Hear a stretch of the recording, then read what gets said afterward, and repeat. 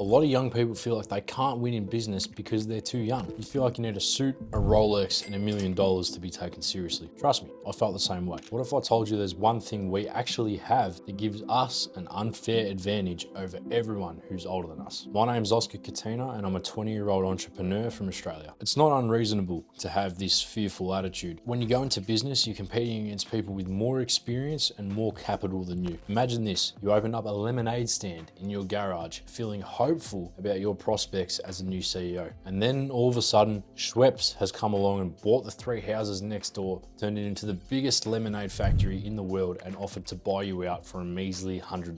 Influencers are posting about the world's biggest lemonade stand, and even your parents have switched sides. In this case, it's easier just to take the internship or keep working at the pizza shop. But in reality, business isn't that lopsided. You won't be competing with Schweppes or Coca-Cola straight off the bat. Perhaps your competition is just another kid with a dream or someone with a side hustle on TikTok. That's a lot less scary, and it means that today's topic can actually be a deciding factor in your success. There is one secret ingredient that young entrepreneurs can harness that will change everything for you. Once you've got clarity about what you want, the next step is passion and enthusiasm. These are the 2 ingredients that will make people take you seriously regardless of your age. I'll explain more about this later. I've been lucky enough to network with some really cool people in the year or so that I've run my business, and a common theme that I've noticed is that they're more than happy to talk to a young person like me, even though they're usually a lot older. The question I asked is why? Sure, we're not in the same industry, so it's not like it's in their best interest to try and keep me down. However, why would someone older than me waste their breath talking to a young buck like me? The truth is, I was probably a bit too skeptical about my fellow lemonade stand entrepreneurs, because if you look in the right places, there are some genuinely great people out there, even in my industry, who are more than willing to drop some golden advice on me and help me out. Someone I met early on in my networking journey owns a networking group and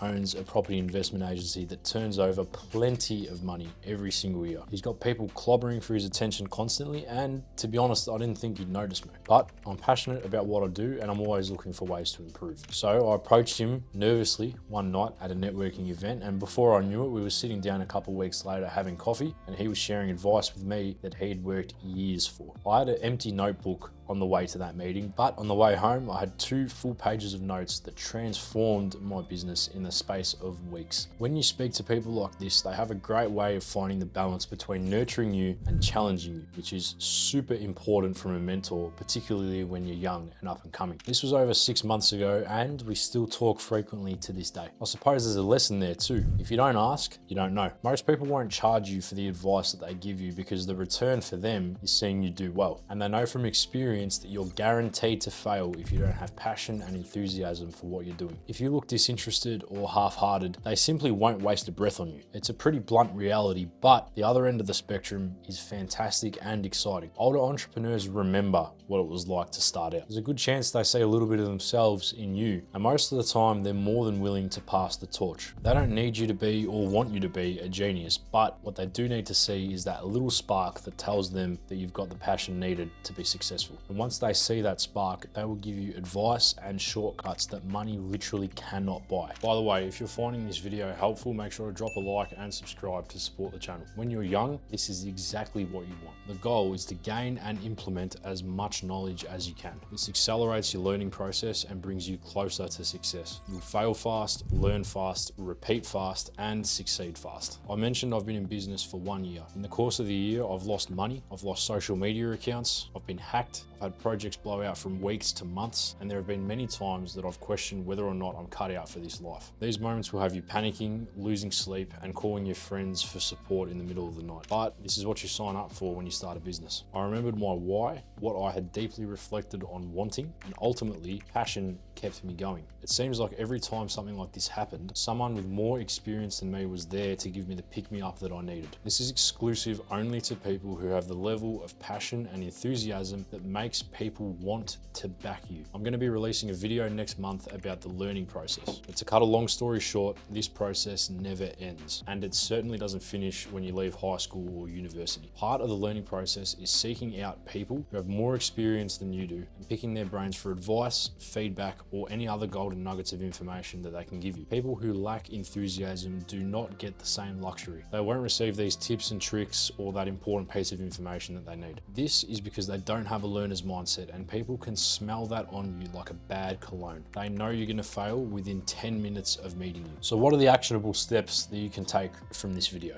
First, you need to find something to be passionate about. This comes from deep self-reflection, which I won't touch too much on because I talked about it in my last video. But an area that you can focus on in your self-reflection is something that you were passionate about from your childhood. Childhood is the real you before life and experiences papered over it. For me, I loved building Lego. I don't build Lego much anymore, but I am building a business, and I find both of those challenges equally stimulating. And I think that's the reason I love them both. The second action step is to find people who you believe can help you out on your journey specifically. Seek them out and find a way to give them value. Value might be your time, your energy, or a small solution to a problem that they have. Using the example of the mentor that I talked about before, I was able to give him value by helping him set up a couple of his events, and also when he was feeling a bit drained, I gave him a burnout framework that had worked for me when I was escaping burnout. The way you can find people like this is through networking, a powerful tool for any entrepreneur, but particularly for a young one. Some examples of ways that you can network is through social media sites like LinkedIn, going to high school and university reunions and events, and then also business networking events, in which there are plenty of. Each of these styles or events are slightly different and give you the opportunities to find the exact type of people that you're looking for. Let's just say you're into science and your university